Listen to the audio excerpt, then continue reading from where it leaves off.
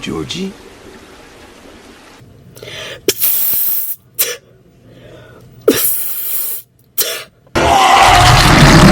Girl, I know you want me, cause you can't keep your hands off me.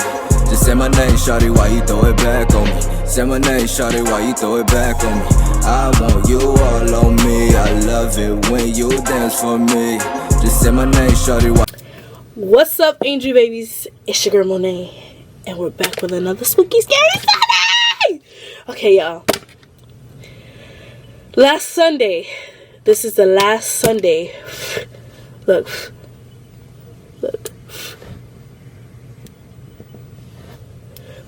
Video just started. This is the last Sunday, y'all. And like I said, last Sunday is going to be the most spookiest, scariest video. So, we got five sleep paralysis horror stories. I know this is going to scare the shit out of me. But I'll be fine. I'll be fine. I'll be okay. I'll be alright. So, without further ado, let's get into the video. Because we might as well get into it. Watch me get scared. Alright, y'all. Let's start.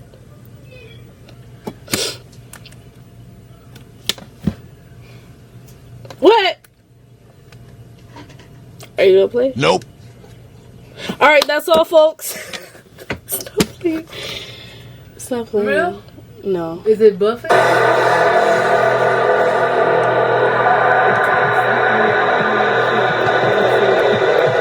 Story one. Has anyone ever had sleep paralysis before? I tell you, it's one of the strangest, most fascinating, and horrifying things that you could experience. It's the feeling of being unable to move upon awakening. Your senses and awareness are intact, but you still feel as though you're in this half-asleep, half-awake state. I'd heard stories of this long before it happened to me. I've only experienced it once. I was in college. I was going through an incredibly tough time in my life. I was insanely stressed during finals week. I wasn't getting much sleep. It must have been the night before my last final.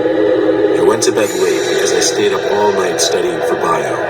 I don't remember at what point I decided to finally call it. I just remember it all becoming a blur and blackness. Next thing I remember, I was in my room, in my bed. There was this weird haziness in my awareness. Like I was awake, but I felt weaker. And when I tried to move, I couldn't. I could only move my eyes to look around the dark room.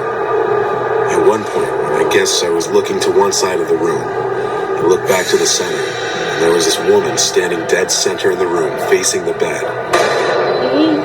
She was wearing this black dress and holding some long object. I wanted to call out, "Mom?" but my paralysis prevented it. I couldn't say anything. The woman came closer to me until she knelt down and touched my forehead. And I could feel it. She got eye to eye with me, and I could see my mother's face. I tried to say "Mom" again, desperately, but I was stuck in my own body. She stood back up and walked to the doorway before disappearing into the house. I lay there, unable to... What is going on? I was able to think more clearly as well. I was able to sit up. I jumped out of the bed, screaming "Mom" over and over. I ran to the bedroom hallway, yelling her name. The door opened down the hall, and someone came to hug me. But it wasn't my mom. It was my dad, telling me he misses her too. What? My mom died 3 weeks before this happened.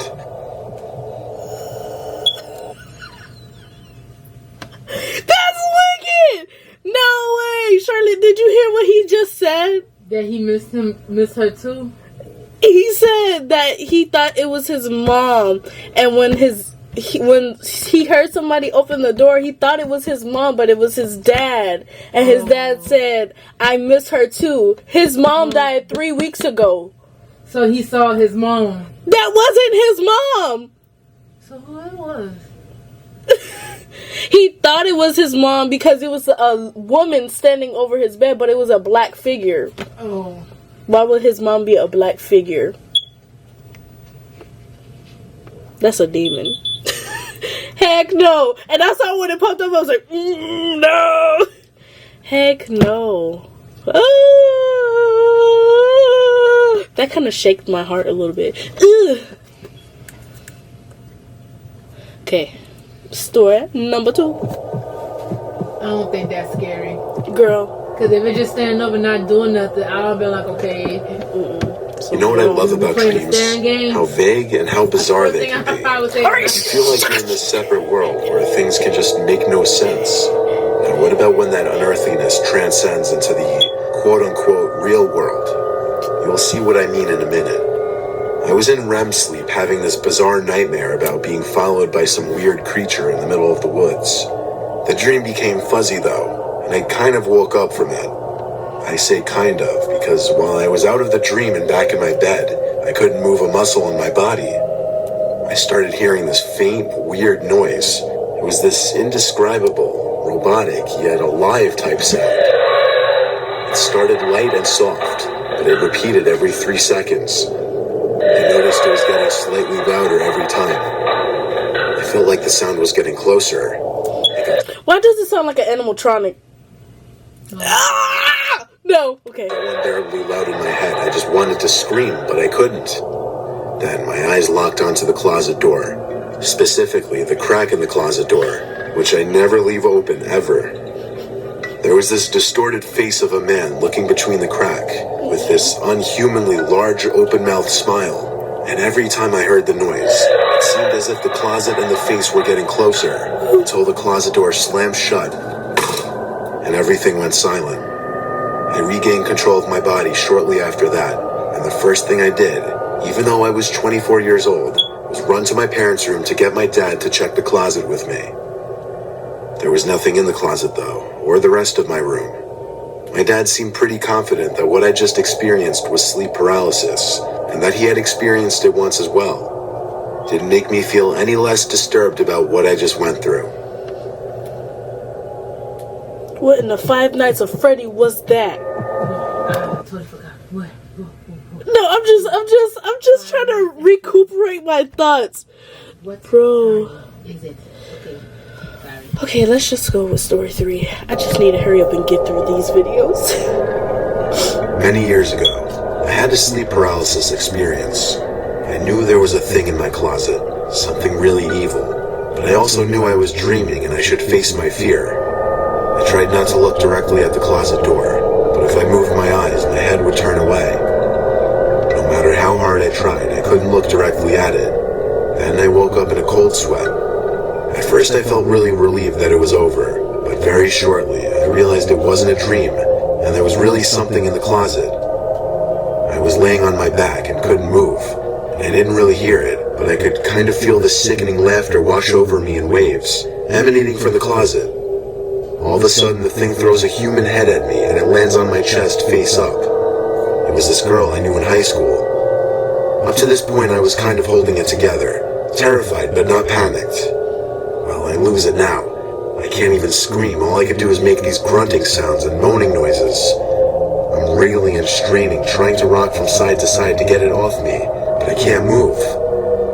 This seemed to last maybe another minute or two, and then I really woke up. It was so traumatic that for weeks I would be scared when I woke up that I wasn't actually awake, and something horrible could happen at any second.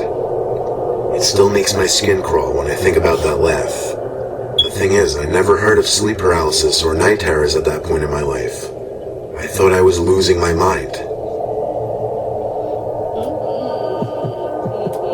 Story 4. I've suffered sleep paralysis a total of 3 times in my life.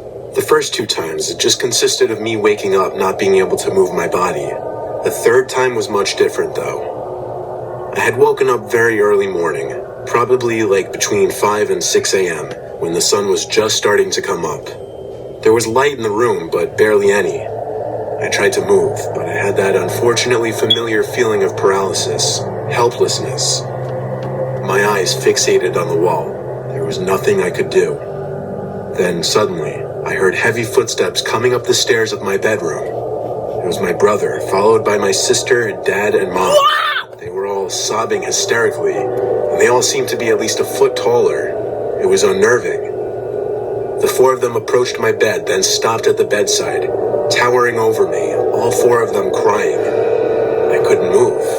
I wanted to cry for help or just yell at them to stop because they were scaring me. Their heights, they looked like they were near to hitting the ceiling. Then, just as quickly as they entered, all 4 of them turned and walked back down the stairs. I could move again, and so I ran down the stairs to follow them, but they weren't in the outside area. I went to each of their rooms one at a time. All 4 of them were fast asleep. My heart was racing because the most surreal, unnerving thing just happened to me. I had to lean on the wall to gather my thoughts for a second, breathing heavily.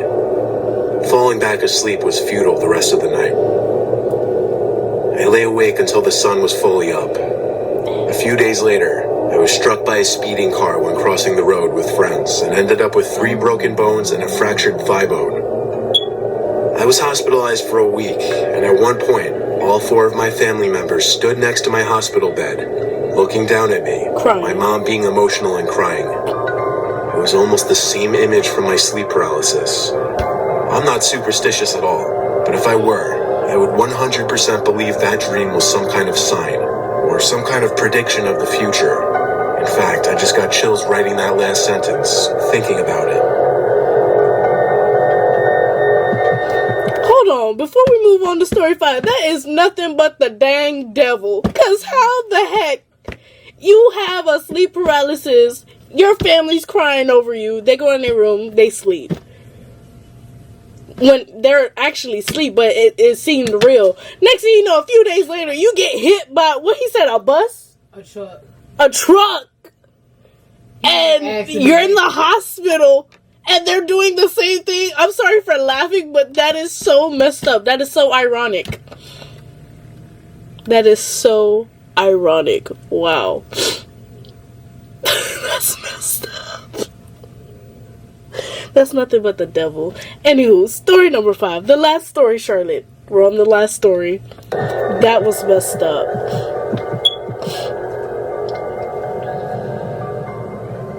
There was this one time I was out late drinking with friends.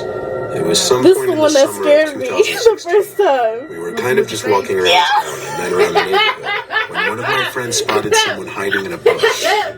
He pointed and said, "Look." You know what? Let's see if I get walked scared a little again. closer to get a better And it was look. just a phase. And We could see what he was talking about, but just barely. I was screaming too. It It's was the bizarre, sound. like someone hiding in this bush in front of this house. When we got too close, apparently, this weird, off-putting sound started coming from the bush. So we all screamed and laughed and ran away. We screamed because it was scary, but laughed because at the same time it was bizarrely funny. And there were a lot of us, so... Anyway, we walked back to our houses respectively, assuming whoever was in that bush was just messing with people. I fell asleep pretty easily that night since I was drunk, but next thing I remember was waking up to the near pitch blackness of my room. I couldn't look at the clock to see what time it was because I literally couldn't move. I was in a sleep paralysis state. I looked around the room with my eyes only and started to hear a familiar noise. The noise we heard coming from that bush. Then I looked straight in front of me, at the foot of my bed, and what I saw was pure nightmare fuel. It was what appeared to be this floating, grotesque, horrific head of a demonic ghost-like thing. As it got closer to me, I realized it wasn't floating. There was a body, but its body blended in with the blackness of the room. Its mouth hung open, and it just kept making the familiar noise from the bush. It got mere inches from my face before it suddenly just faded away. I was able to let out a scream and move my body. I sat in my bed, panting and heart racing. I flicked on the lamp and checked around my bed, but that demonic thing was gone. What I just experienced seemed so real, like I was awake for it. It wasn't a dream. I told my parents about it the next day, and they agreed with me that it was sleep paralysis, though they had never heard of anyone seeing freaky shit like that before.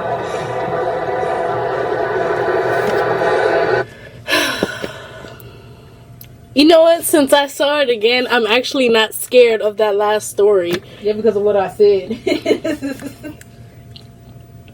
Nah, but when I saw that the first time, when I screamed, ow! That was terrifying. Lord Jesus. Maybe it's not that. Maybe you expect it for what it's gonna look like, cause you already know what it looks like.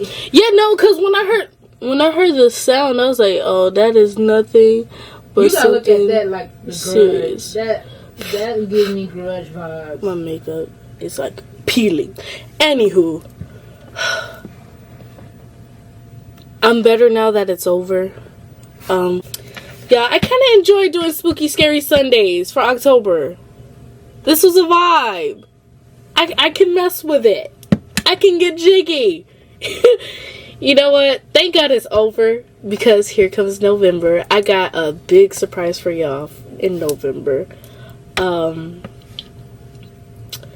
yeah, oh my gosh, I'm gonna miss doing this. But this is only for October! Anywho, make sure y'all like, comment, subscribe, click the bell to be notified when your girl drop another banging video. Cause it's always lit over here. And it's always funny. It's always funny. Can't go wrong! Can't go wrong!